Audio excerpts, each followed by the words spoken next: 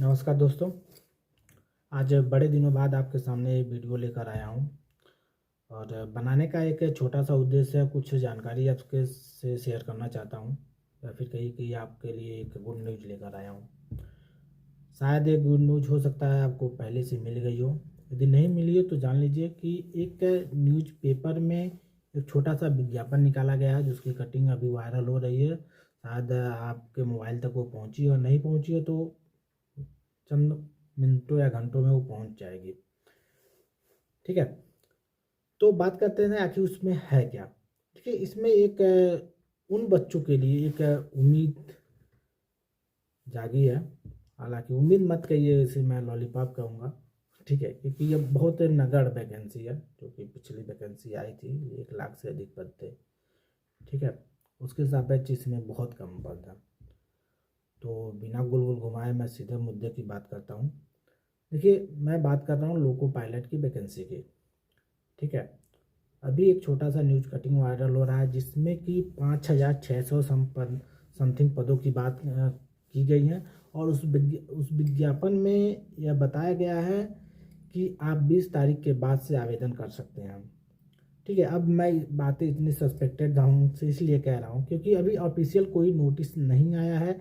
यह paper cutting है, यानी पेपर में जो विज्ञापन निकाला जाता है। ठीक है, पेपर की न्यूज नहीं, पेपर में विज्ञापन जो निकाला जाता है उस टाइप का कुछ है।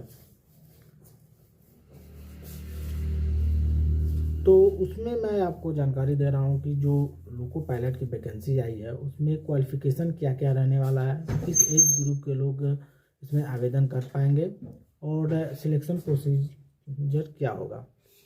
सबसे पहले यदि क्वालिफिकेशन की बात किया जाए दोस्तों, तो आपको मैं बता देना चाहता हूँ इसमें अप्लाई करने के लिए आपके पास कोई ना कोई टेक्निकल डिग्री होनी चाहिए, या फिर वो डिग्री आपके आईटीआई से रिलेटेड हो, डिप्लोमा से रिलेटेड हो या फिर डिग्री हो। ठीक है, इसमें 1 या 2 ट्रेडों को छोड़ के बाकी सारे लोग अप्लाई कर पाएंगे। जैसे कि आपके सीएस वाले जो बंदे होते हैं वो इसमें अप्लाई नहीं कर पाएंगे। ठीक है, इसका अतिरिक्त बाकी जितने भी ट्रेड के लोग हैं वो लोग इसमें आवेदन कर पाएंगे। क्वालिफिकेशन की ये बात हो गई। अब चाहे आपके पास आईटीआई हो, डिप्लोमा हो या बीटेक हो, तीनों में से कोई एक डिग्री है तो आप आवेदन कर पाएंगे। इसके बाद हम बात करते हैं कि इसमें सिलेक्शन प्रोसीजर क्या रहने वाला है। तो दोस्तों, लोको पायलट की अगर बात किया जाए तो पिछली वैकेंसी 2017 में आई थी। ठीक है, और उसके बाद 5 साल बाद लगभग ये वैकेंसी आई है, लेकिन फिर भी सिलेक्शन प्रोसीजर वही रहने वाला है इसमें भी।